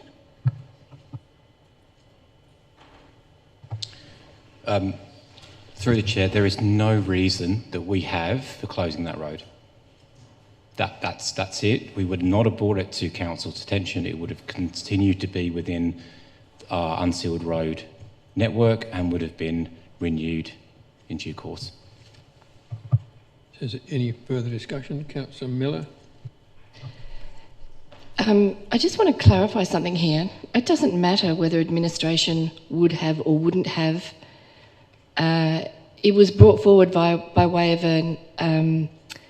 a request to council, and it was progressed via the administration. So I do think, regardless of where something originates, when we go out to community consultation, we listen to what the community says. And in this particular instance, the community was asked about selling the road, and then and I wasn't participating at that point, but I've gone back and read, and what I can understand is that we did listen to, or council, as in we, listened and proposed not to sell the road, but to just close it. So I think the community has been listened to, and I do respect what Mr. Borrett said tonight, but I also respect that people were supportive of it not being sold, just closed. So I appreciate what Councillor Gardner has just said, because I think that speaks to the heart of why we do consultation. Anything that's being done here isn't undoable at some point in time if it turns out not to have been the right decision, but I see no reason why we wouldn't proceed with the closure of the road to through traffic. We're not selling it. And I do just want to foreshadow, Your Worship, that when it comes to recommendation group C, I would like to move though group C, but change out West Creek Road to Mosquito Creek Road for the intersection bits. So I'm just foreshadowing that I think we still need to consider group C. Thank you. Stick with group B for the time being, but is the Councillor Maidment? Yeah, what this exercise has thrown up is, and all credit to Mr. Borrett for raising those issues around safety at the intersections. At least we can look at those with relevant signage and other intersections out onto the main road as well. Excuse me. And yes, we will save 70,000 or 60,000 and probably another 5 every year from forevermore. And we've listened to 65% or 70% of the people that have said close it. And the most inconvenienced people in all of this will be the McInernys themselves, because they won't be able to cut back through as easily with their machinery, and they'll just have to wear it as well as other family members of theirs. So I think, as was said, if this doesn't work, you just lift up the boulders that are at either end of the road and reopen it at some stage. But I think at this point in time, we do have to listen to what our community is saying. Is there any further discussion? Councillor Gardner, do you wish to have your right of reply? No. Thank you. So I'll put recommendation group B to you. All those in favour? That is carried. Now. Through the Mayor, I do believe this needs to be carried by majority of the council. Sorry, I'm working on the fly, so I'm just going to get Tanya to record the council's members in favour, their number, just in case that applies. Because I think we had, was that 6 you recorded in favour of that motion? So again, those that voted in favour? Yeah. 6, yeah.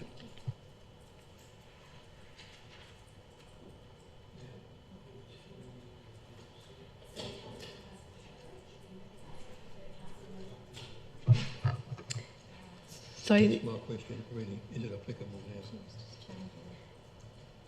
Councillor Miller has foreshadowed a motion, so our meeting procedure says we will then consider that motion. What she foreshadowed is that recommendation group C be considered, but the word West Creek Road be removed and Mosquito road be inserted, so they're looking to do improvements on that Okay, road. so you're moving it. Can you move it? Tell us what the changes are, please. Yes, thank you, Worship. I do think it's important that we do acknowledge the concerns raised by the adjoining landowners and road users, but I also think in recognition of the concerns they have raised and what Mr Borrett has said tonight, that we do look at traffic management and intersection treatments for McInerney Road and Mosquito Creek Road, because that will be important, and we need to demonstrate that we will turn our minds to that. So I think we need to take away C, and I just need some help with making sure that I'm not going to contradict anything here.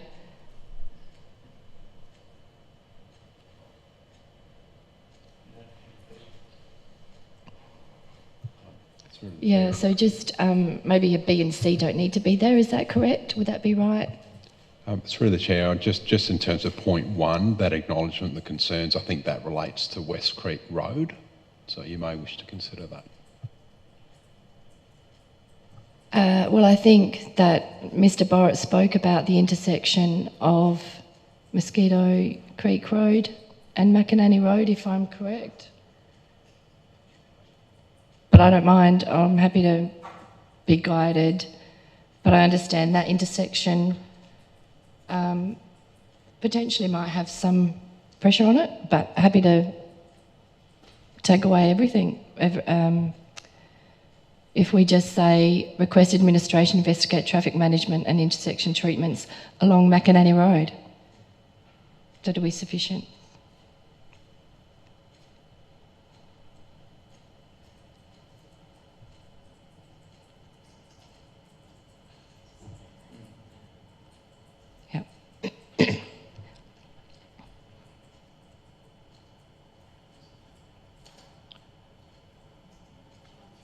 Yes, I think that can be left.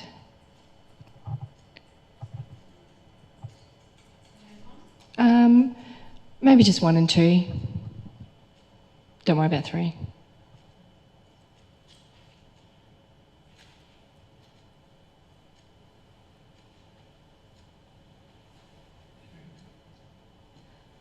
No, Your Worship, I think I've said what I need to say. I'm just acknowledging what's occurred.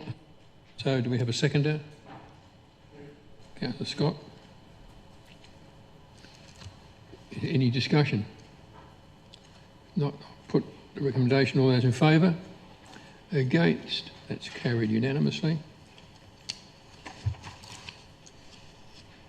9.8 is a privately funded planning and design code amendment policy and procedure. Matt, anything to change on that report? No. So there's a recommendation there with 3 points. Is there a mover for that? Councillor Oliver. A seconder, Councillor Cummins. Is there any discussion? No, I'll put the recommendation. All those in favour? Against? That's carried unanimously. 9.9 is a conflict of interest. Yep. Councillor Scott. 9.9. Thank you, Mayor Parkes. I'm declaring a material conflict of interest due to being a council delegate on the Murray-Darling Association, and I will leave the room. And I have the same as Councillor Livingston, and as a delegate to Murray-Darling, and I'll leave the room as well. Thank you.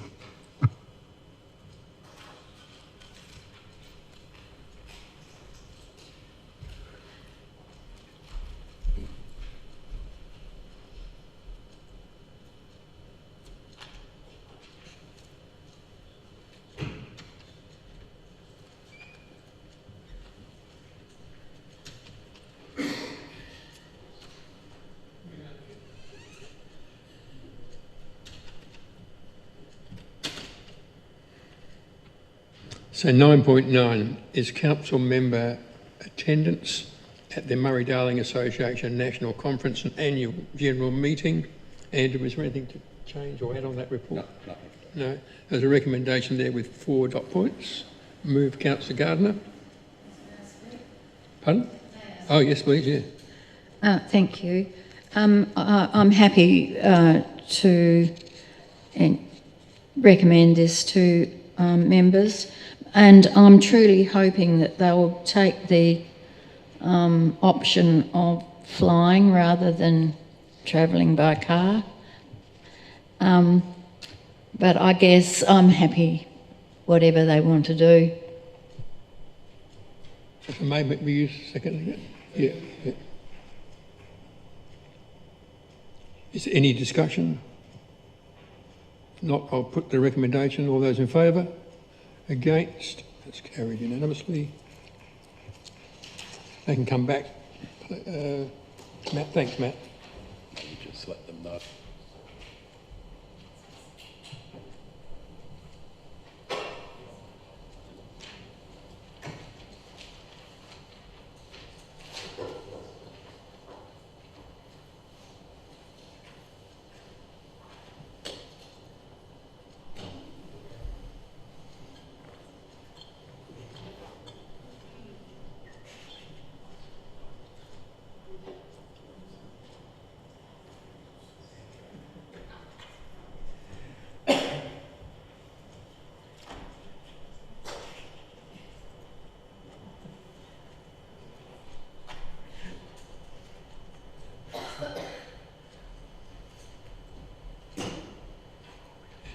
Anyway, so that was carried. So we go to 9.10, which is council response for the statewide flood hazard code amendment, state-led. Matt, anything on that to change? No. There's a recommendation there with 2 dot points. Is there a mover for that? Councillor Maidment. Seconder, Councillor Coomans. A question, or are you seconding it? Yeah. Yeah. I just wonder, does the code affect the works proposed for the Middleton flood mitigation project? And are there any considerations that we should take note of in this report? Thank you, through the chair. No, it doesn't have any impact on the Middleton works. The amendments to the Planning and Design Code are very much in terms of being a tool to assist with development assessment. I guess the key changes that some of the feedback we're looking to provide is, whilst we support the work that's been done overall, we would prefer to see the inclusion, or the retention I should say, of the evidence-based flooding overlay across the board, because that's the fail-safe mechanism that we have, where we don't have the specific data for each individual property. So we're recommending that be provided as a bit of a fail-safe. And then there's quite a lot of administrative type, how it fits with the Planning and Design Code and the Planning Development Infrastructure Act as well. So there's a lot of technical detail in there as well. Thanks. Any other discussion? Councillor Miller. I just have a question. I just want to, I think this is really welcomed, but has it been built on all the work that every council and every, the reports that we've done will inform this as well? Because I think that's been the piece that's been missing. I know down at Langhorne Creek, every time someone's wanted to do something, they've had to go and do a study, and it's expensive, and it's saying the same thing. So I really welcome this, regardless of the any implications from it. And I really appreciate that it's tiered in, no, don't do anything here, yes, you can do something with mitigation, or yes, go ahead. I think that's really important, but I just wanted to check that what's happening, that the studies that have been done at Ashbourne and at Middleton are informing documents to this bigger picture. Through the chair, yes, absolutely. We provided a substantial amount of information that we've had over a long period of time to the state. The state supplemented that with some of their own studies. But I guess what I was talking about before is it's not completely extensive. There will be times where further research would need to be undertaken, which is why we're proposing that retention of the evidence-based overlay.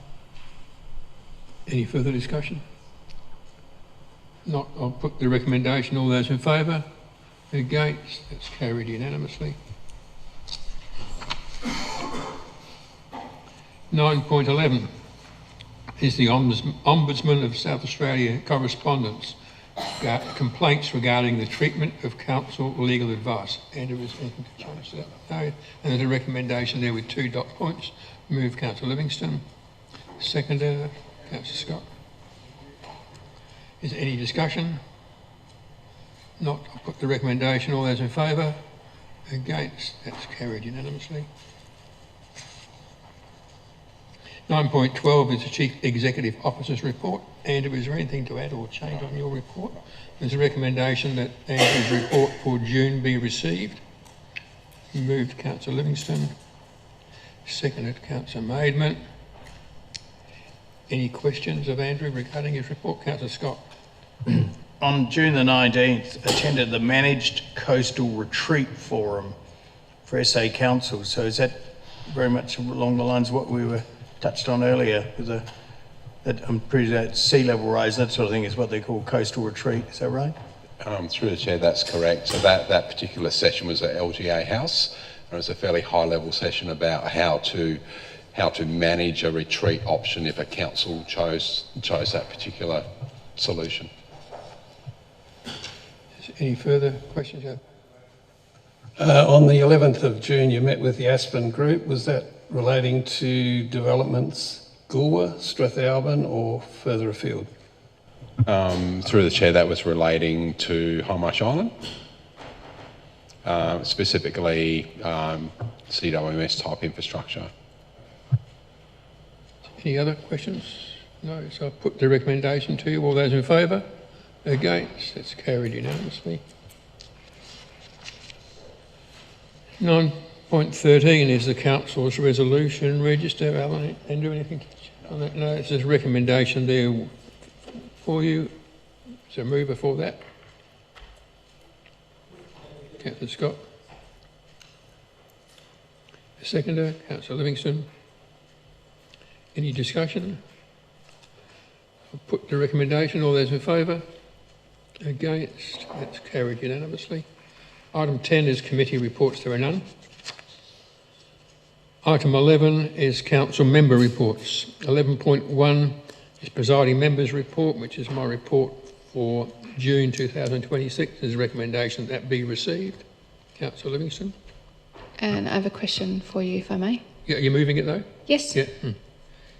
Your meeting with the Minister, how did that go? Can you provide further context around that? That's with Minister Burke? Yes. So we had 2 meetings with her. The first one was regarding coastal issues with through the Coastal Councils Alliance, and the second one was regarding the environmental land, which is a component of the Traeger land, or the environmental component of Area Q, not just the Traeger's bit, all the environmentally sensitive land there, and the other bits of land. And so that went very well, and we're waiting for them now to come back to us with the government's position. So any other? Is there a seconder? Councillor Oliver. Any other questions? Councillor Scott. Just if I may, if you could touch on, you're on the Coastal Council Association. How are they and where are they up to with approaching the problems that we've got? Can you give us any background on the approach that other states' coastal councils are taking? You're talking about on the 15th of June meeting? Correct. The Australian Councils of Councils. So the advocacy on behalf of coastal councils has been going on for years about the same issues that we've got: coastal inundation, no money, Airbnbs, you name it. It's when you get the news, everybody should get a copy of the newsletter every month when we have a meeting, and all the stuff's in there. Are there any other questions? No, so I'll put the recommendation to you. All those in favour? Against? It's carried unanimously. 11.2 is council member activity report. We got a report from Councillor Gardner for May and June. Is there a mover for that? Councillor Livingstone. Seconder, Councillor Miller. Any questions of Councillor Gardner regarding her report? Is there anything you need to add to it, Councillor Gardner? No. So I'll put the recommendation to you. All those in favour? Against? That's carried unanimously. 11.3 is Council Member Activity Report, verbal updates. So these are updates regarding your activity as a council member. Are there any to add to that?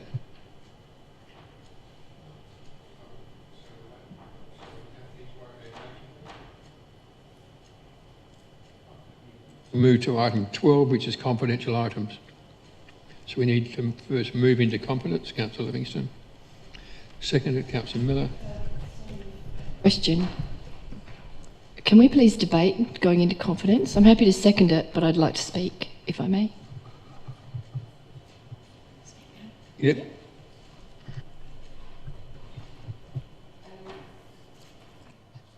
I understand why we're going into confidence because of the attachment to this report. I am disappointed that it is being considered in confidence, given we will be discussing costs and revenue streams, and the Wooden Boat Festival has, for the last 5 festivals, exceeded its allocated budget by more than CPI. We've kept our general rate increase below CPI by demonstrating fiscal restraint. I believe our community is entitled to expect debate around the Wooden Boat Festival costs and revenue to have been in public, to demonstrate public money is being spent with discipline, restraint and respect. I'll leave it there. Thank you. I'll put it to you. All those in Against? Anybody against saying it? No, good. Carried unanimously. It's hard to see.